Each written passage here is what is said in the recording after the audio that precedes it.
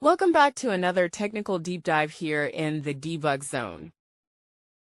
Today we're tackling a big question and breaking it down with insights from other users. Hopefully this clears up some misconceptions and helps you get the answer you need. So buckle up, stay a little curious, and let's jump right in.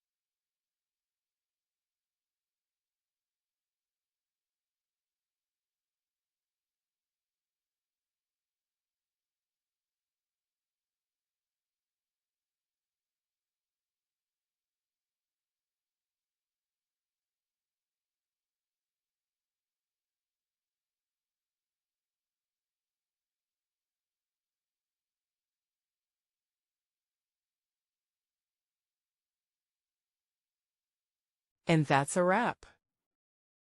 I hope you found the answer you were looking for. If you did, take a second to hit that subscribe button. It really helps out. And let me know in the comments which solution worked best for you. See you next time in the debug zone.